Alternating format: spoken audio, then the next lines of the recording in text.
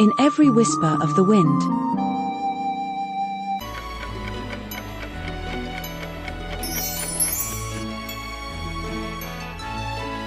A story waits to be told. Welcome to Timeless Tales Animated.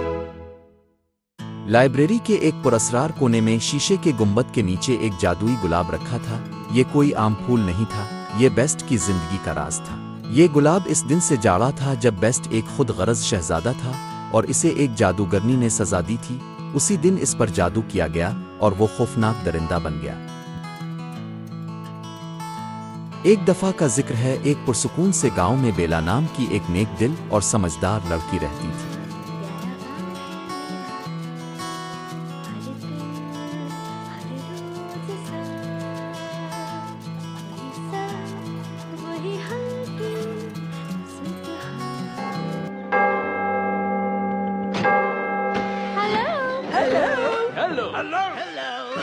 देखो ये चलती फिरती बेकरी जल्दी, जिसमें है ब्रेड और रोटा खेल।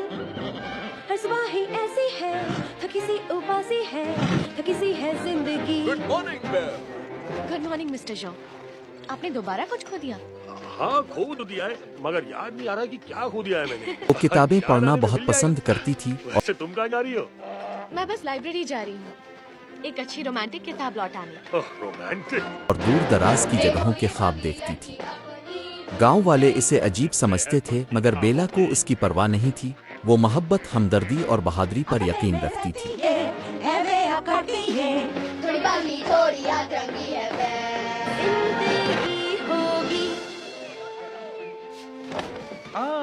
किताबों की सच्ची दोस्त आ गई। तो इस हफ्ते ये कहानी तुम्हें कहाँ ले गई? नॉर्दर्न इटली के 2 शहरों में। लौटने का मन ही नहीं कर रहा था। वैसे आपके पास कोई नई किताबें हैं? नहीं तो नहीं है, पर कोई पढ़ी हुई फेवरेट किताब ले जा सकती हो। शुक्रिया।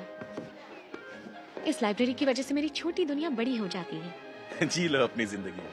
बाय। वो किताबें पढ़ना बहुत पसंद करती थी और दूर दराज की जगहों के ख्वाब देखती थी। एक दिन बेला का वालिद जंगल में रास्ता भटक गया और एक अजीब जादुई महल में पहुंच गया। इस महल में एक देव रहता था।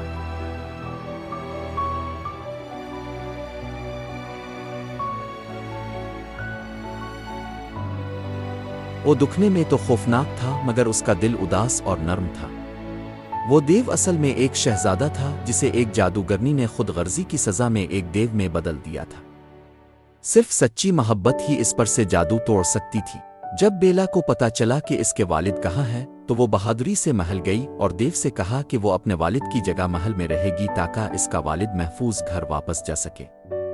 शुरू में बेला देव से डरती थी और देव भी नरमी से बात करना नहीं जानता, लेकिन वक्त गुजरने के साथ साथ वो एक दूसरे से बात करने लगे, हंसने लगे।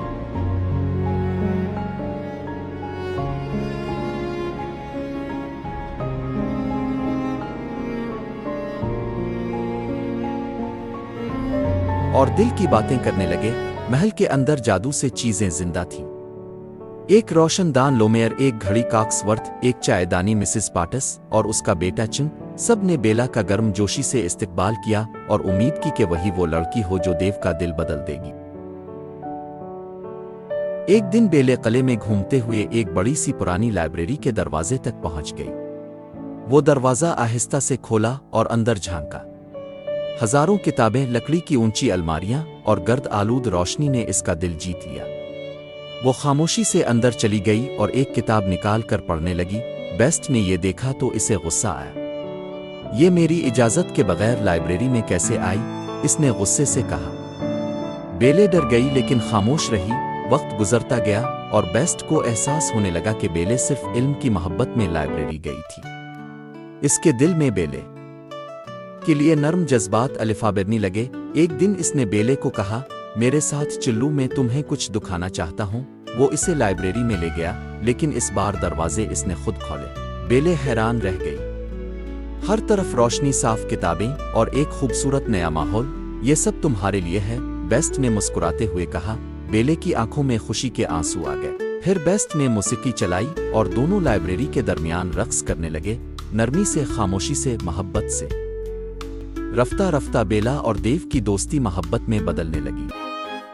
मगर एक खतरा भी था, गैस्टन नामी एक मगरूर आदमी जो बेला से जबरदस्ती शादी करना चाहता था। जब इसे पता चला कि बेला देव के साथ है तो वो किले पर हमला करने पहुंच गया।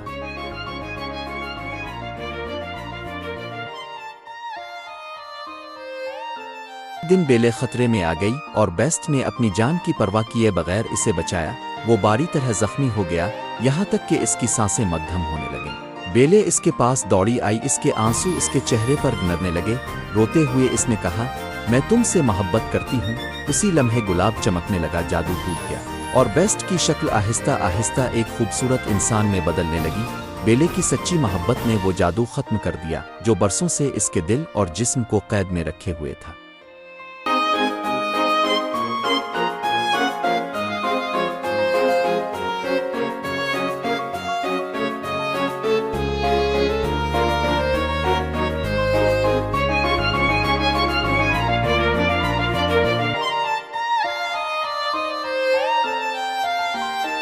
बेला और शहजादा हमेशा के लिए हंसी खुशी एक साथ रहने लगे, जादू, मौसीकी और मोहब्बत से भरे हुए। और यूं बेला ने सीखा कि असल खूबसूरती दिल में होती है और सच्ची मोहब्बत किसी भी शक्ल में मिल सकती है।